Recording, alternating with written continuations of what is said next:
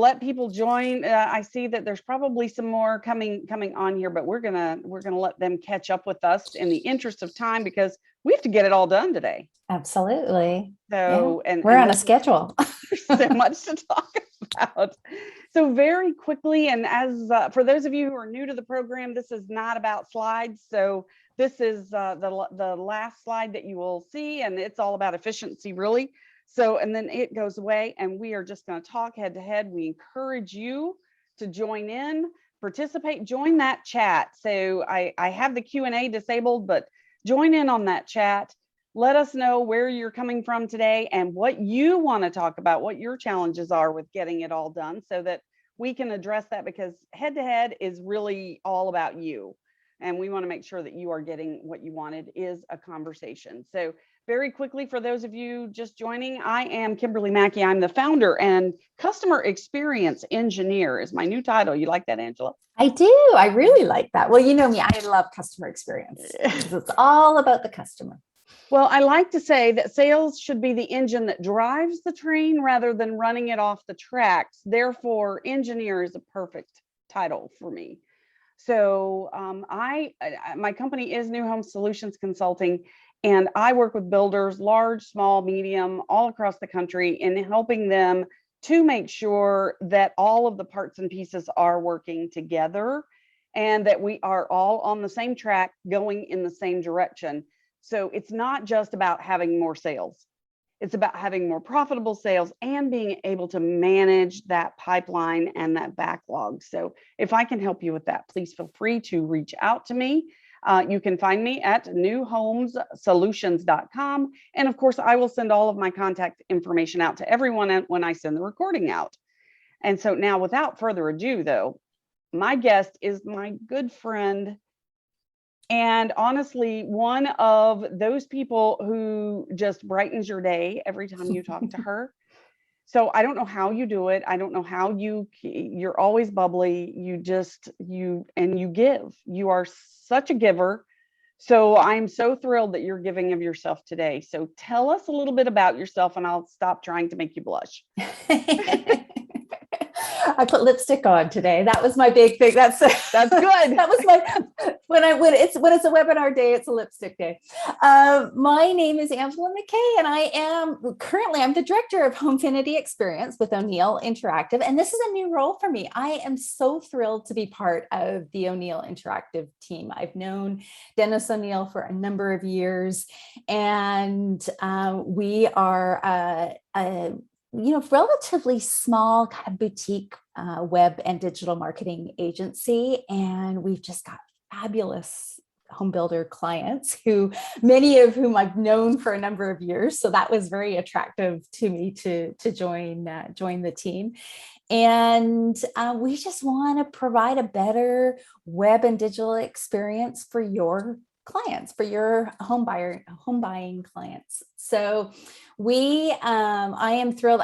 I'm 2 months in, so relatively green still. I was with ECI for about 13 years. And that's where I really got a taste for the home building industry. And I don't think I could go anywhere else now, Kimberly. We're like the Hotel California. You can check into this industry anytime you like, but once you're hooked, you can never leave. No, I don't think I can. And I have really, one of the things that I have to say, and I know there's a lot of familiar faces on right now, and I have really kind of jumped in, and I have really tried to give my time and give my talents to the industry, and I've gotten so much out of it as a result. So I'm very actively involved with NAHB. This past year, Kimberly roped me in. I did to the National Sales and Marketing Council, and I am actively involved there. If you follow us on Facebook, I do the Motivational Monday posts. And I'm also part of the Ideas app. If you haven't downloaded the app, from NAHB. Do a search in the App Store, NAHB Ideas app, and it's a great resource for content. Wonderful tool. It is, yeah. No, it refreshes on about a monthly-ish basis. And then I'm also really involved with Professional Women in Building, and have actively been involved with, from a communications and social media perspective. I do the Fun Friday posts there.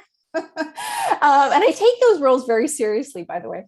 And I was communication and education chair for a number of years, and have, kept, I continue to be actively involved with that dynamic group of women. It's a fabulous group. And again, if you haven't participated in the Facebook group, or if you don't belong to PWB, I highly encourage you to check with your local HBA and see what whether is you're a man or a available to you. woman. Absolutely. Men are invited to join Professional Women in Building, and you can join at large if you don't have a local chapter.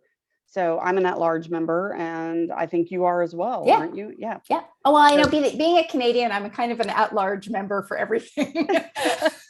She's an international member, so, Yeah. and we thank you for that and everything that you do. She's been a huge help this year as I've chaired the National Sales and Marketing Council. And it's such a great group of people that really do support one another. So I can't say enough about that. It really is wonderful to have and make such great friends and colleagues. And if you need something, you just pick up the phone and reach out and call and get that support. So, and I have to do a shout out. We got Alma on here that I thanked for her comment earlier, and she's part of the associates at NAHB, and one of those people that rolls up her sleeves and gives of herself and her time. And there's an adage out there that if you want something done, give it to a busy person.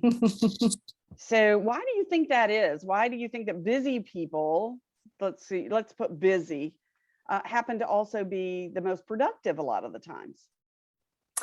Well, I would say we definitely probably are a little bit, more skilled at fitting things in and managing our time. There's no question. It is, we also, we are probably guilty of saying yes too much. Right. I will say that. I have a tendency to say, yes, sure, I'll do it. And then going, oh crap, okay, where am I going to fit it in? But it's all about priorities, right, Kimberly? It is really, if you don't have time for something, it really means, it's not a priority to you. And if somebody asks you to do something and you do have to pause and you have to kind of go, okay, should I do this? Is this important to me? And will it make a difference? And you have to ask yourself that question before sort of immediately, sometimes the immediate, you want to just, you're a pleaser. I'm a pleaser. And that's, I have to work on that. Yes. Well, and I'm a Southerner. So, my mama raised me to be that kind of cordial, and you don't want to hurt anybody's feelings. And then she got to know me as I grew up and realized, wait a minute, we got to work on this a little bit more. But I often overcommit as well, and then I find myself in crunch time. So we're not preaching to anybody today. We are not judging. This is the judgment-free zone, and again, this is about a conversation so we can all do better. But I have developed some coping mechanisms to get more done. Some of them involve losing sleep occasionally. That is not ideal.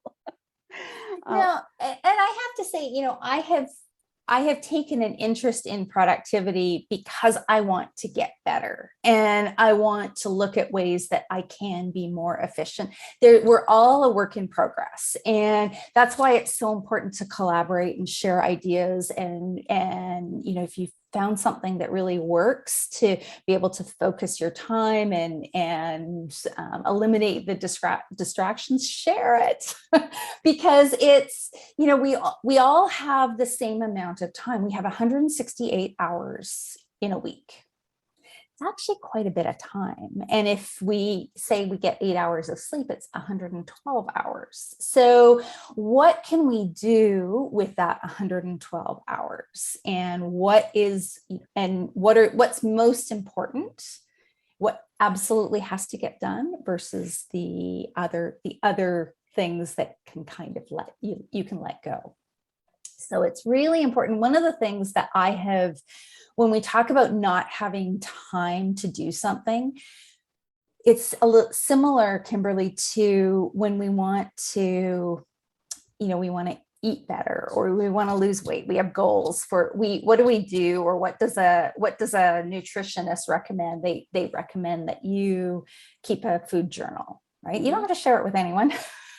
But you recommend but you keep a food journal, right, of everything that you've eaten. And after a week, you kind of go, oh crap, okay, so this wasn't good. This wasn't good. I need to eat more fruits and vegetables. I need to do this. I need to do that. Well, it's the same thing with your time. So if you track your time over a course of a week and really understand what you are doing and where you are when you are most productive, and when you aren't, and what time things that you could have done better. I mean, I find myself sometimes, getting up in the morning, and you start scrolling, right?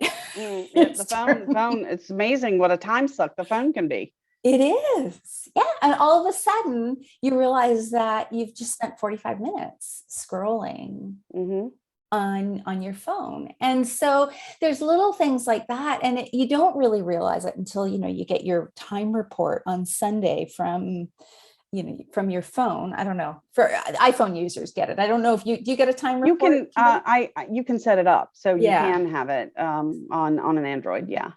And I always like to see the time go down as far as, the amount of time on social media apps. But, you really have to pay attention to that if you want to change. So we all talk about wanting to do better and be better, but you really have to put that into action and look at what you can do to improve.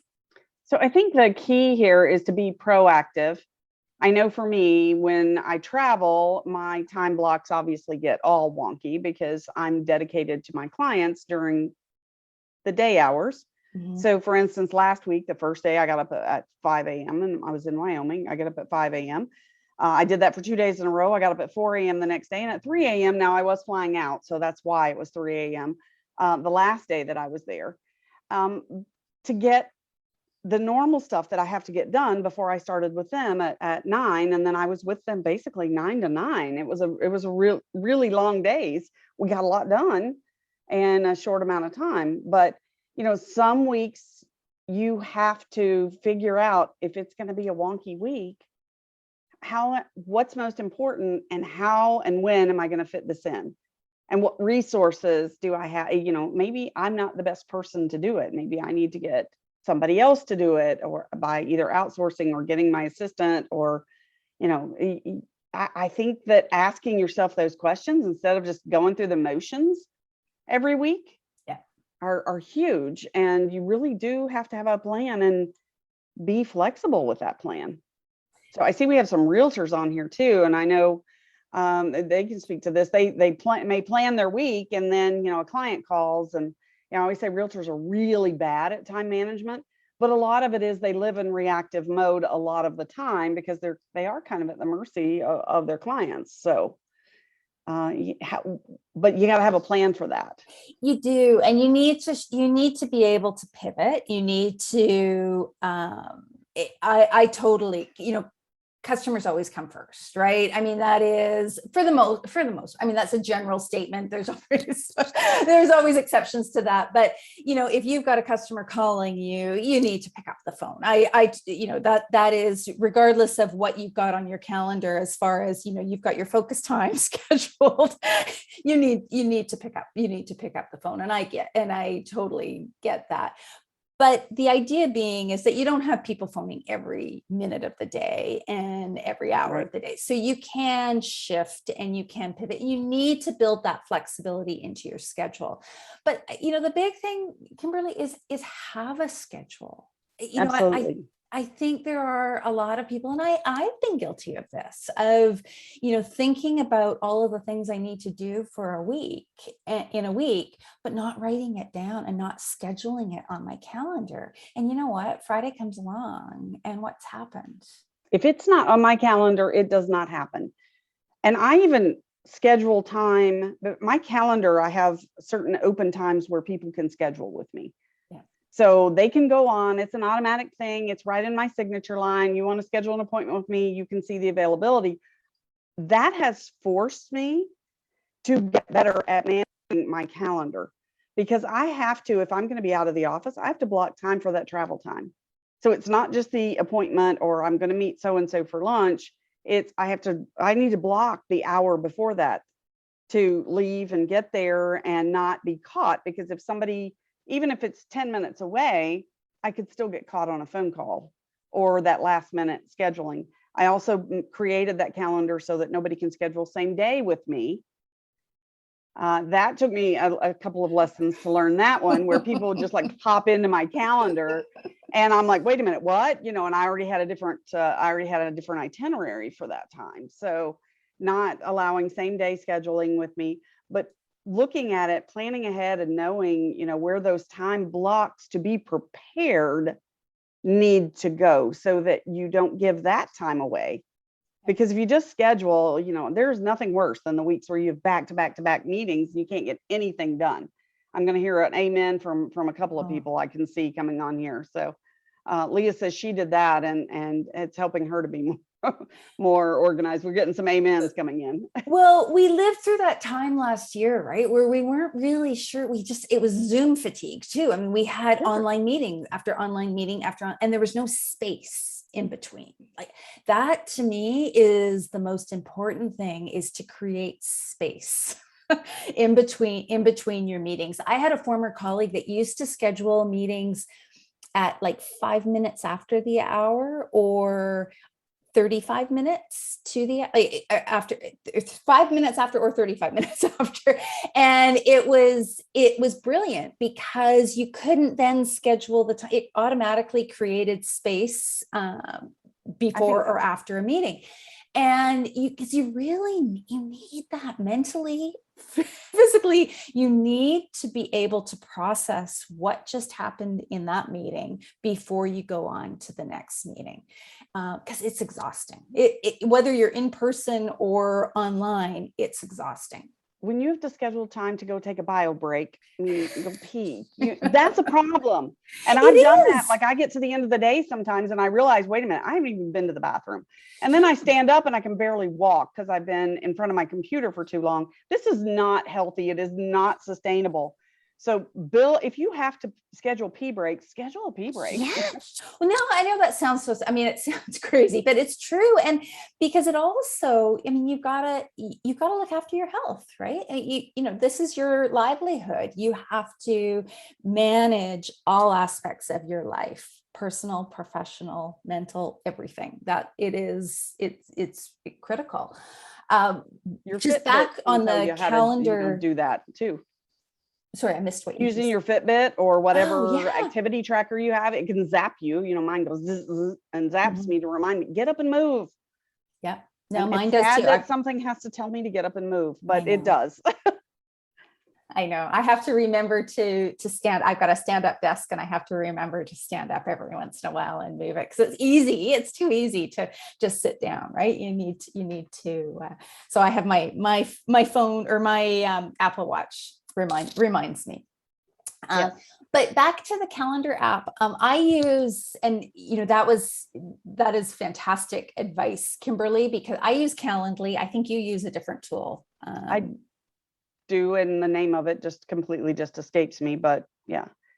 But they're all there's a zillion. It's with my Zoho, so and there's a zillion of them. But I really recommend that you use those tools, because to your point, you can create that time where it is where your clients can only schedule certain days, or they can Yes. only schedule certain times, but it allows them to be in control. So there's no back and forth. It saves you time. It saves you so much time on that. Well, is Thursday better for you? I was trying to schedule an appointment with somebody this morning over text, and there's probably 8 text messages.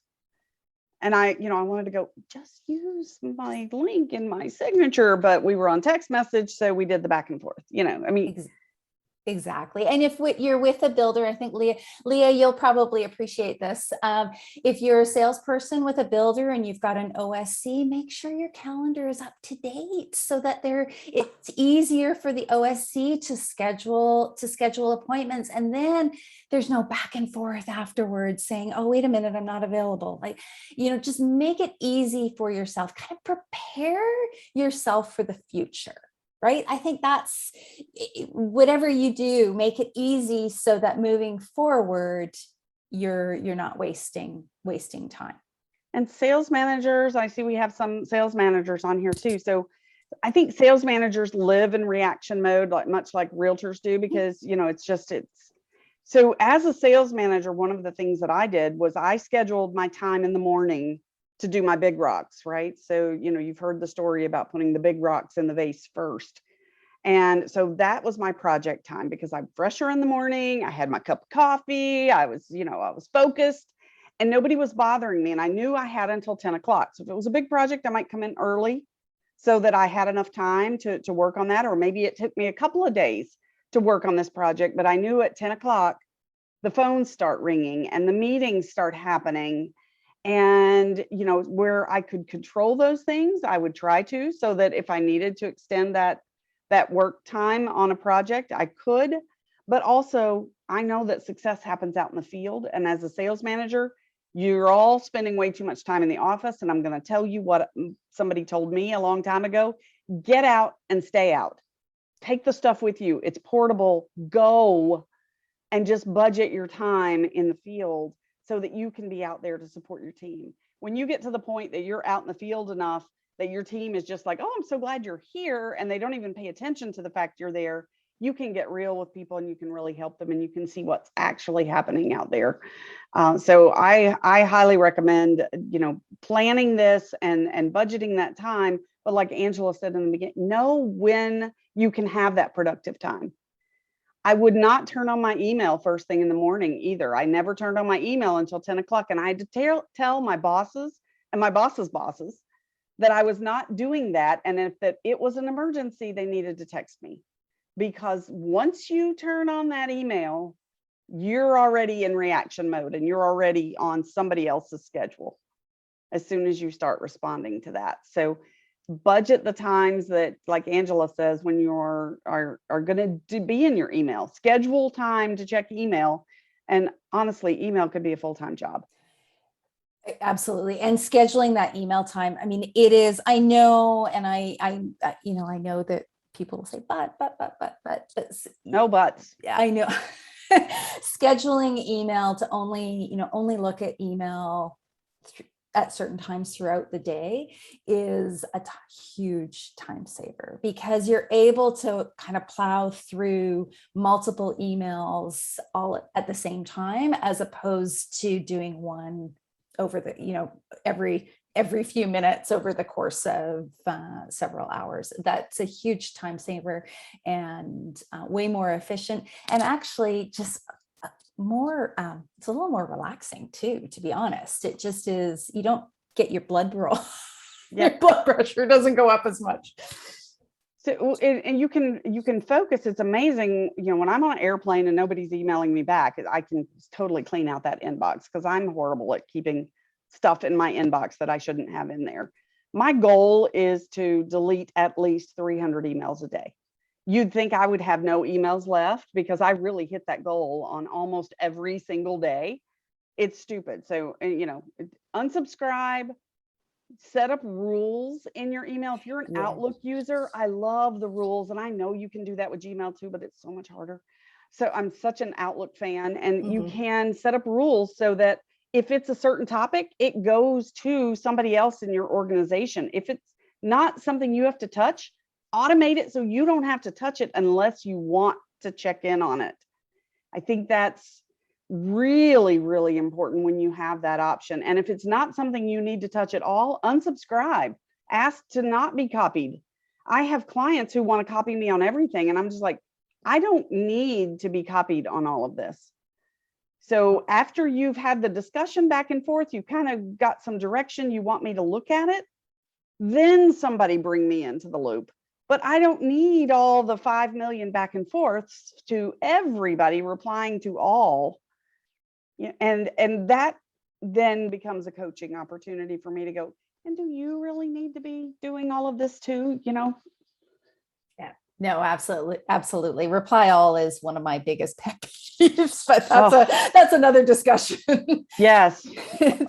But, consider also creating another email account for all of your subscription type emails. So, those, if you're subscribing to your competition, getting their emails or getting other, just consider putting them, either creating another folder, creating a rule so that they automatically go into another folder, or creating another account. And I'm talking just the unimportant emails. So the ones that, if you're looking at different technology platforms or different, subscription to some best practices for, have them go into a different place. It's not critical that you look at them every day. Nobody's going to pay attention whether or not you open the email or not, but just put them somewhere and if it's else. something you really need to see, set up a reminder in your calendar. So, I think we have the tools for the most part. I think we have a lot of productivity tools. We just don't utilize them to the fullest. So this is something that's been kind of a recurring theme with me with my clients who've bought these big platforms. And I'm like, okay, you bought the platform, stop buying other stuff. Mm-hmm. Let's utilize this one to its fullest and then determine if we need to buy something else.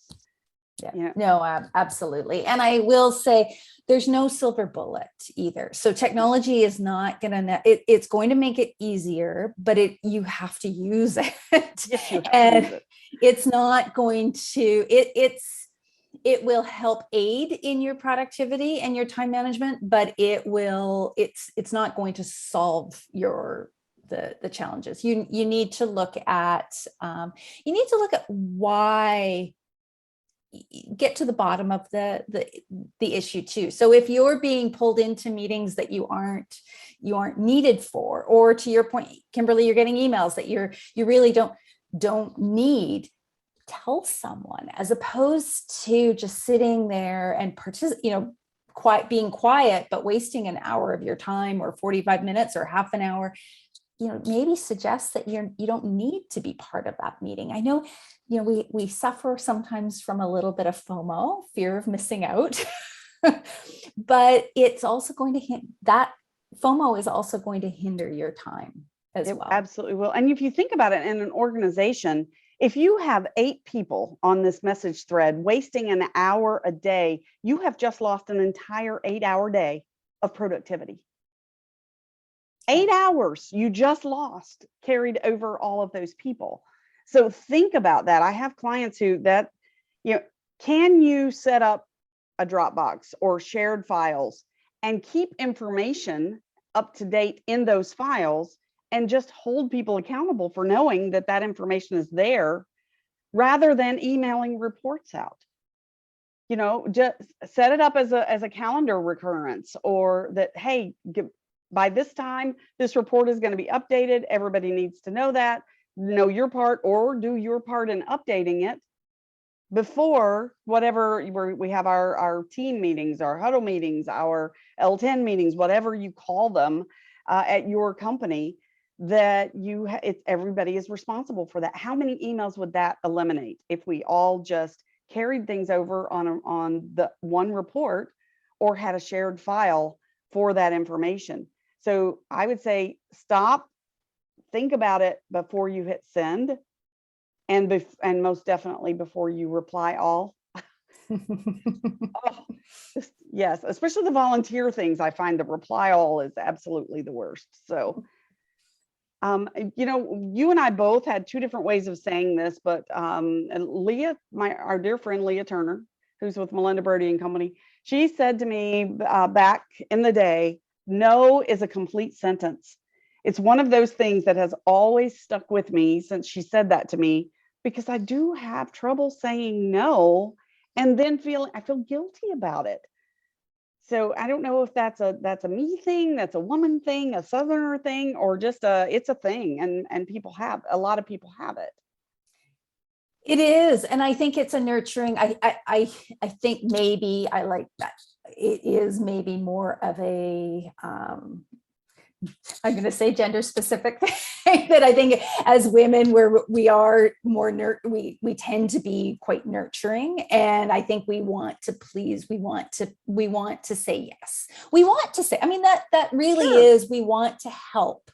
And it is, but we're not helping ourselves. We have to focus on ourselves first. And we have to focus on what is most important to you first, because you know what? It impacts your family. When you say yes, you're giving up something else, right? And it could impact your family. And I'm guilty of this. I have, I said yes to sharing the school gala for a number of years at my kids' schools. And I kept thinking, well, okay, it's doing them some good. And it was. And I don't regret it. But at the same time, somebody else probably could have done it. Like I know they would have. Somebody else would have stepped in had I said no.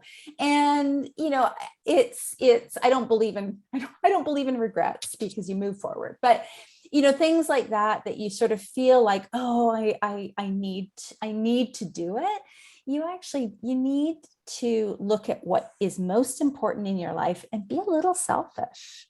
And if you're a working mom, you know what? There are moms out there who live for this stuff. They don't necessarily work outside the home, and this stuff becomes their job. And I have learned the hard way, but you know what? Let them, I call them the binder patrol people. They've got their binders, right? And they're those 4-inch binders that they carry around, and this becomes this is something that really that's their passion. Let them do it. Because as a working mom, you're already having the guilt of, can I be there all the time? I'd rather have that time with my kids, really focused and meaning something and doing something fun, not managing some project at their school that they may or may not appreciate. In fact, they probably don't want me there that much. So. Well, and we had a little rule in our household too, that my kids went to different high schools. And so I did the volunteer work for my daughter's school, which was my old alma mater, and my husband did the volunteer work for my son's school. So that was a good balance. And it was because we don't have to do it all within the household. And I think sometimes we also, I'm going to be a little bit gender specific. I think sometimes women, and I'm guilty of this, we tend to want to play that role a little bit of wanting to be in the role of managing everything. But I can support them without having to do that. If somebody needs something from the grocery store delivered so that they can have it for, to sell concessions, I can do that. I can order, have it delivered, man. I'm good at having stuff delivered. Oh my gosh, that's a huge, and if we get into some of the, the household time savers, if the last 18 months didn't turn you into an online shopper, like a grocery shop, convert, like it totally converted me to online grocery shopping. I mean, I still occasionally go in, but I haven't set foot in a Costco for 18 months, because I order everything. I order it all online. I'm going to confess something to you and share something that most of you probably don't know about me. Back in the day, I owned a home shopping and delivery service, was then bought out by a company in New York. This is as the internet is becoming a thing. We're still on dial-up, right? And I was part of a consortium with Anderson Consulting looking at what are the best models for this. We were 20 years too early. I did that, and I owned the largest home shopping and delivery service in Florida, partnered with Publix supermarkets that those of us from Florida know and love, and it's spreading across the Southeast, and now people are seeing why. But that was my company way too early. So I think now I look back on it and I'm like, where could I have been had this pandemic happened 20 years ago? But the technology was just not quite there to make it work. So I was ahead of my time. So I've always been a fan of that. It just, you know, it didn't exist in a way that really was sustainable. And I think until now. Yeah. So No, it totally makes sense. And we now have the critical mass that was needed to make that happen. So yeah. let's move forward though and talk about, we talked a little bit about scheduling breaks, but I use breaks. This is kind of a weird thing that I do now that we're all work from home, right? So I have an office, but I rarely go there. I work from home. So this is my space. It's actually in my home. And I will, like, Monday is laundry day. I don't have time to do laundry on the weekend. The weekends when we go and we do, and usually I sit down by Sunday night. I'm like, "Phew, it's Monday. Okay, now I got to plan the rest of my week out." But Monday I use as laundry day because I found that that's my timer for the day. So I schedule what projects I'm going to work on, knowing that I need to beat the buzzer, literally. And it is incredible how much work. So that's like a project day for me. Yeah. And it is incredible how much work I get done during that time. And it has nothing to do with doing laundry itself, although that's my reward, is that I know the laundry is done. I don't have to worry about it for the rest of the week. But it's that I'm beating that buzzer. And I think there's something to that when we're all really focused. We've got that crunch time. We've got that, give yourself a deadline to do stuff. You're kind of gamifying it, right? You're playing a game with yourself. There's a great site. Well, I read the book years and years ago. It was called, I think it's called Fly Lady. Have you ever heard of flylady.com? I think it's flylady.com. But what she does, the premise is there's a couple of things. Always wear shoes in the house. So you can have indoor shoes, but you move more purposefully with shoes on.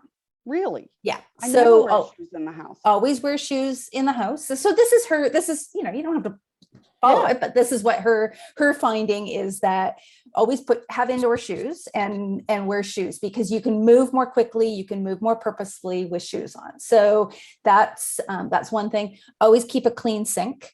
So start and finish the day with a clean sink. So but the other thing is 15-minute cleaning sprints. And whether it's, you take a break from your meeting and play a little game of set your timer for 15 minutes and see what you can do for 15 minutes. And you actually, first of all, it kind of brings you to life too, after a 45-minute meeting.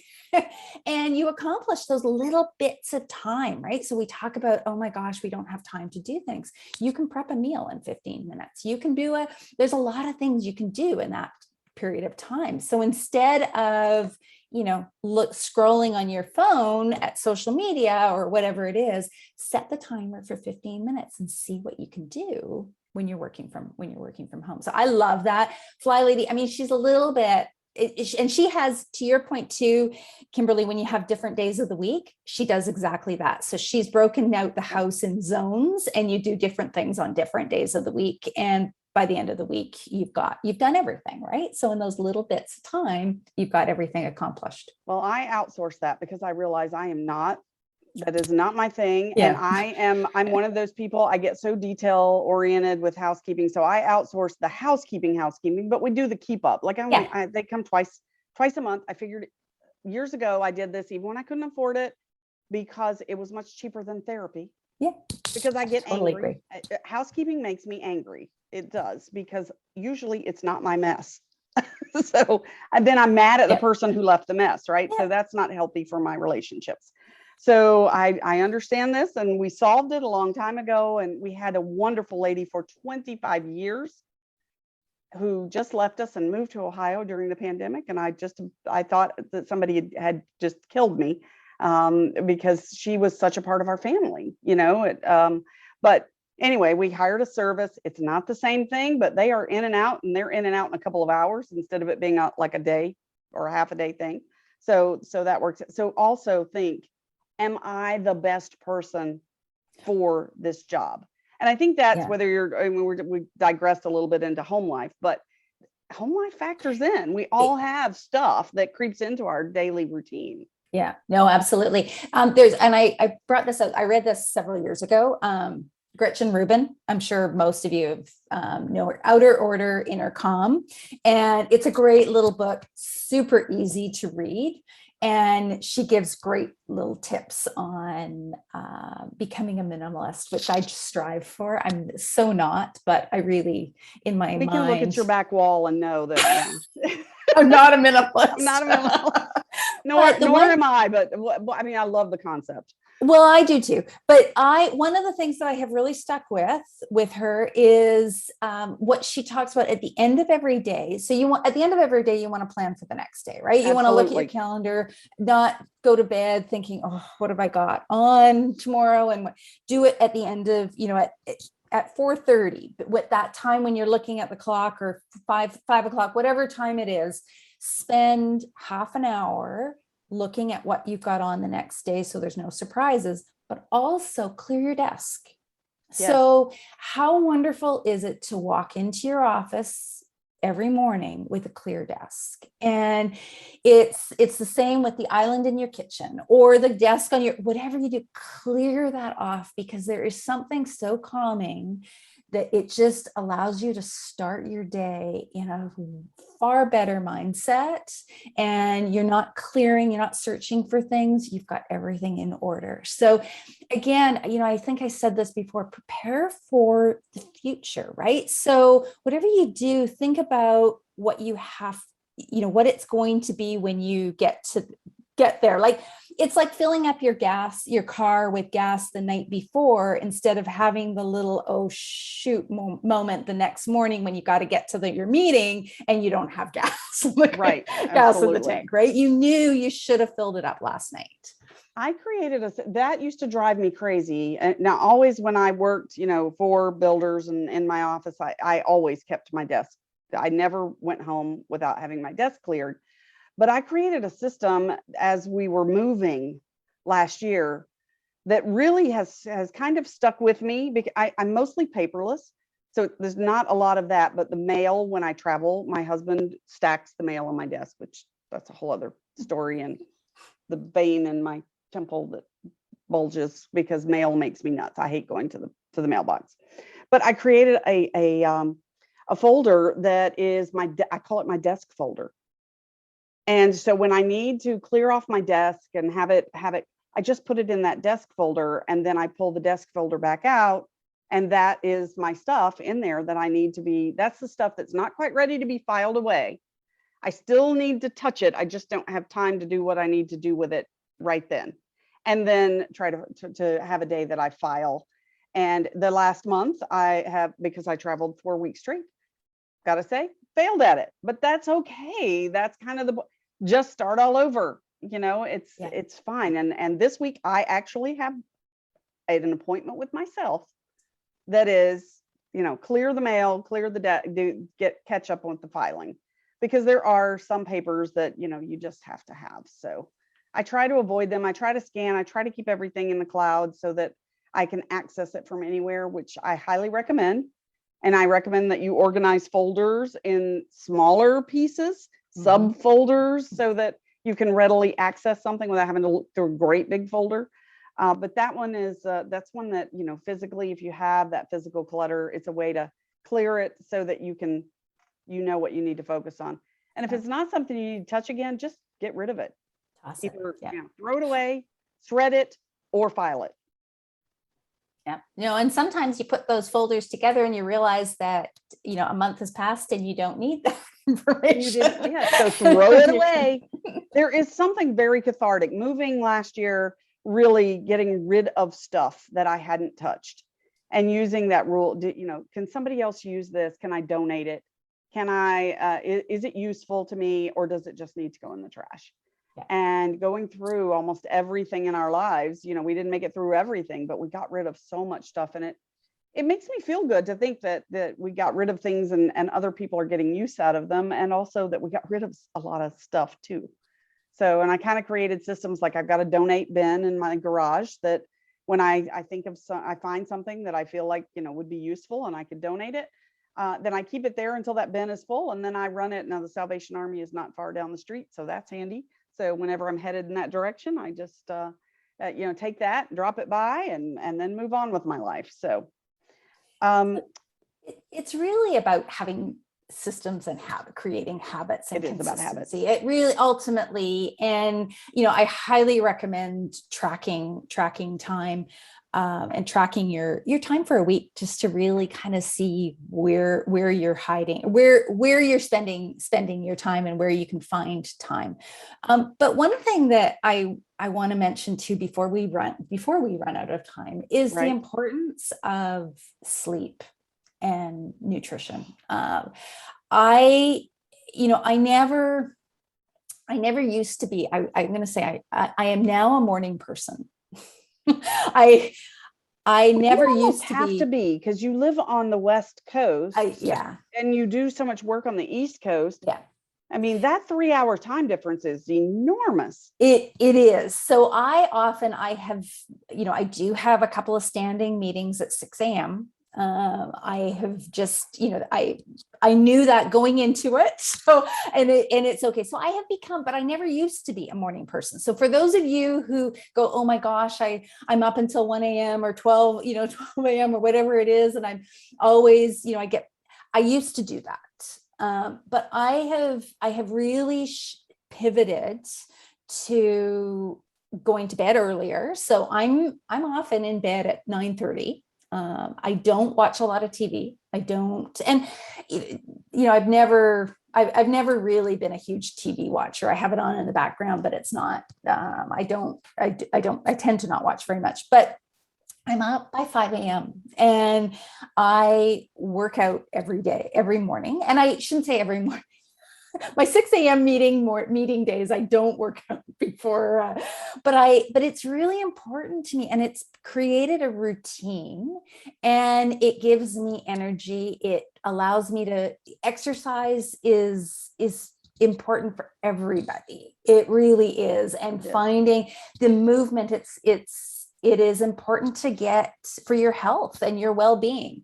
And so I choose to do that first thing in the morning, and it sets the tone for the rest of the day. So it gives me that added bit of energy. Also makes me feel good. Like, first of all, it makes me feel good because I've exercised, but it also makes me feel proud when I've been able to do that. And it really sets the tone for the rest of the day. And getting a good amount of sleep, whatever, some of you may say, oh, I can get by on 4 or 5 hours of sleep.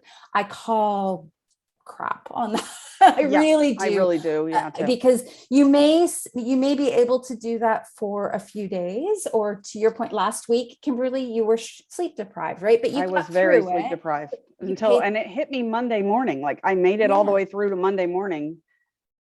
So being as consistent as possible with your sleep and getting enough sleep, you will be more productive. You will take breaks throughout the day. You will be more productive. You have to have that opportunity to clear your head, and be intentional when you take lunch. Like, eat and sit down and have lunch instead of eating lunch at your desk. I've done it. I know that it's sometimes you have a call or whatever, but try your best to really be intentional with everything that you're doing. And you'll discover that you're actually more productive during your work time than otherwise, when you try to do everything all at once, because multitasking is a misnomer. Yes, it is. It really is. I have to focus. There are some things that I do that I really, truly have to focus on. I want to talk about time blocking. Yeah. Because to me, time blocking is the key. And that's such a buzzword, and people talk about time blocking, but this is not a complicated process. It just requires dedication. So be persistent about it. And when it doesn't work, fix it. So here's a little trick that I've gotten. First of all, look at, when you've tracked your week, look at the types of things that you do. Group them together. So if you have standing meetings every week, go ahead and put those I use a spreadsheet, because I find this the easiest thing. If and instead of typing in the spreadsheet, I actually create text boxes, and I color code them. So I color code like activities, but I use the text box so I can slide it around. And I'm using technology, but I'm not, so like there's monday.com, there's like a whole bunch of things that do this. this is just something I set up years ago. It works for me. And now I superimpose, after I've done that, I superimpose it onto my calendar. But I put in things like make the coffee and set the coffee pot the night before. If when I do this, it saves me 15 minutes of standing there, because I will literally stand there and wait on that coffee pot to fill up.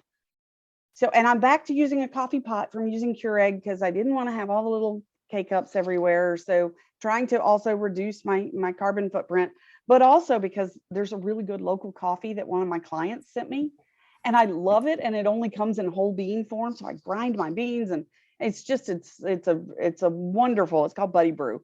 But that's a treat for me, right? So there's a reward by doing this, is that I get up, the coffee's already there. I smell it as I come down the stairs. You know, it's a whole thing. So plan some time for that in the evening, put a reminder in there to do that so you don't forget. And like you said, plan that time for those breaks when I can see it all on my spreadsheet versus just looking at it in my calendar. I catch more stuff because it's color coded. I like pretty things. It's right in my face. I have a little template set up for that. If anybody wants it, I'm happy to share it. It's not anything magical, but it's, I've set up from my 6 a.m. Up to 11 p.m. So, and then the rest of that is, so that's sleep time. Hopefully I get to bed earlier than that. But, I have the opposite problem as Angela. I work on multiple time zones. And so my clients oftentimes need me earlier in the evening. It happens to work out because my daughter swims, so she doesn't get home until 7:30. So I will allow up to like 7 p.m., but I start a little bit later for clients. That doesn't mean I'm not necessarily working early, because again, early work is when I'm doing my project work and my focused work, or, so budget it so that it works with your schedule. And then if you find that it didn't work or you got off course, do what I call the postmortem before you plan your next week. Don't throw the baby out with the bathwater. Go through it, figure out, okay, where did I miss this? And are there things that either I don't need to be doing? Because a lot of times there's stuff you don't need to be doing. Who else is more qualified, or does it even need to be done? So as I manage sales teams across the country, my clients don't want to pay me for a 60-hour work week as a sales manager, but they still want a sales manager. And sometimes, 10 hours is the most that I get. Well, I can't do 60 hours in 10. That's not happening. So I have to pick what are the most important things that have to get done. And then we look who else could handle it. If it's a reporting task, or it's something else that somebody else could handle, maybe even just with my direction. Or does it need to get done at all? And it's amazing how often we find that all these things that we were doing, or that the company was doing, when nobody's doing them, we don't miss them. It didn't matter. So try those things, and you can superimpose it on whatever calendar system you're using. You have a tool, try to maximize that tool before you buy another tool. But if you find that tool isn't working, and one of these others works better for you, I'm not smart enough to keep 2 calendars. So I drive everything, whether it's from this client or that client, or I drive it all to one calendar. I may have an email set up for that account, but it all drives to one calendar because I just can't. So there's my 2 cents on time blocking, and I know I'm preaching to myself as well. So Emily, I will be happy to send that to you. So and in fact, I will attach it with the recording of this when I send it out to everybody. You are welcome to it. So, and if you haven't ever heard, Kimberly mentioned, putting the big rocks in first in the jar. If you have never heard the story of the jar of life, just Google it. There's tons of pictures and stories and illustrations about the jar of life, of putting the big rocks in first, the most important parts of your life. And Brian Tracy tells us, eat that frog. So, do the yucky, gross thing you hate the most first thing in the day, and the rest of the day gets easier. Find the technique that works for you. Dr. Covey, if you have not revisited lately, the 7 Habits of Highly Effective People, everything I do is based on these principles of that. And, he gives us the 4 quadrants of productivity, and sometimes you need to schedule in the downtime, right? You need scheduling time for haircuts and nails and, all those other things that have to happen too, and sometimes just veg on the couch time. Like, I have to, at some point over the weekend, there will be I'm going to veg on the couch, whether I take a nap or usually not, and just not think about stuff. So I kind of reset my whole brain. Constructive boredom. Constructive boredom. It is important for the brain. And if you're in a creative job, I mean, we're all creators, but you need constructive boredom in order to create. Yes. So give yourself permission to do nothing, let some stuff go. Remember, no is a complete sentence. Leah Fellows watches her, that's her Hallmark movie thing. I use TV. I know it's kind of it's my sleep drug. I turn on the news and I fall right asleep. It's amazing how that happens. That's how I shut my brain down at night, so that, I don't think about these things. But when you have a plan, you're less likely to wake up in the middle of the night in the panic, and you're going to get better sleep too. So reward yourself with that and celebrate those little moments of just even getting, 7 hours of sleep. That's a little celebration. Have some really good coffee in the morning. Well, we deserve it. Any last things that you want to make sure we get in here? We've got less than a minute. Or hey, any of the rest of you, questions that you have? I got to put my glasses on to see if there's any questions. I would say too, this is a fantastic book. I don't know if any of you have read Atomic Habits by James Clear, but I wanted to pull that off my bookshelf because it's a fantastic book on creating habits and routines and creating systems. So not just being goal oriented, but looking at the systems to achieve. And review, so I think sometimes we get frustrated because we don't immediately see those results, or we get off track, but always review and find out what worked and what didn't, that instead of throwing it all out. And schedule some fun. So over this holidays, we've got a couple of weeks before Christmas. Schedule something. I said this to Kimberly yesterday. We talk about doing, we should go and do this, or we go and do that. Go and do something fun and schedule it and do it. Yes, schedule time to be spontaneous. Yeah, absolutely. Yes, I totally agree. Well, thank you all for your time. And if you have any questions, look for that. Look for the recording. It will probably be, honestly, a couple of days before you get it. But look for how to get a hold of Angela, how to get a hold of me, and feel free to reach out to us, and we'll all support each other through it. We'll get it done. Absolutely. So, thanks, Kimberly. Thank you so much, Angela, for joining. All right. Bye, everybody. Have a great day and happy holidays.